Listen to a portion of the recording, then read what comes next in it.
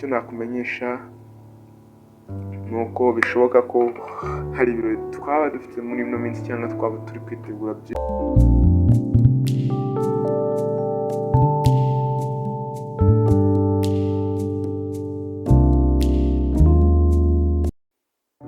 Yesu nashimwe. Gushimiye wowe wamaze gukora subscribe hano kuri Kibugingo TV, nkumenyesha ko tubana mu kiganiro Nishimwe Emmanuel. Uno munsi rero nkaba mbamenyesha ko tugiye kugaruka ku mugabo umwe.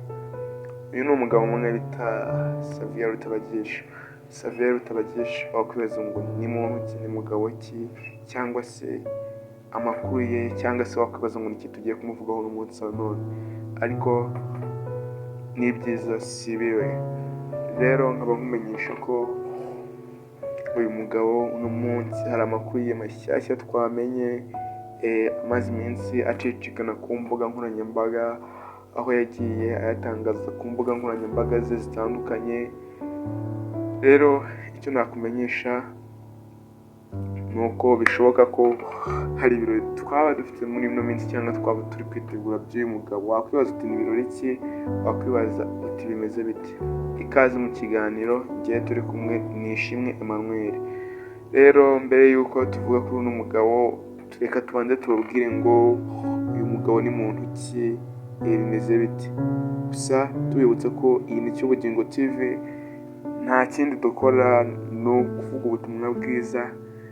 Yesu niwe nzira y'ukuri n'ubugingo, niwe giti cy'ubugingo, ari nabyo icyo gisobanuro cy'icano yacu ibyahishuwe 22:14, ngo hahirwa abamesera ibishura byabo kugira ngo bemererwe kwegera cya giti cy'ubugingo, kandi banyure mu marembo binjire muri rwa rurembo.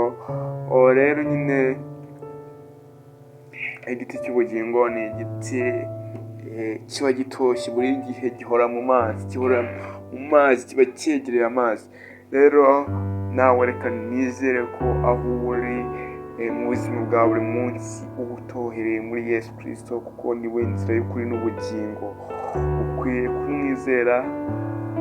Kuba uno munsi wa none abantu batakwemera ko Kristo ari we ushoboye byose, ari we mugenga wacu wa byose, ntabwo bikuraho yuko Kristo atari we. Imana nidufashe.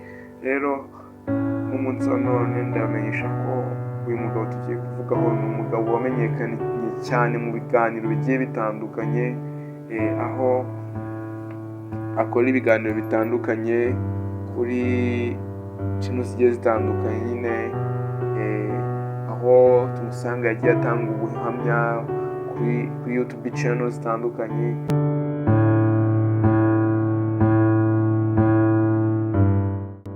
Rero mbamenyesha ko n'umugabo nyine yaje kuba yabitangaza ku rukuta rwe rwa Facebook.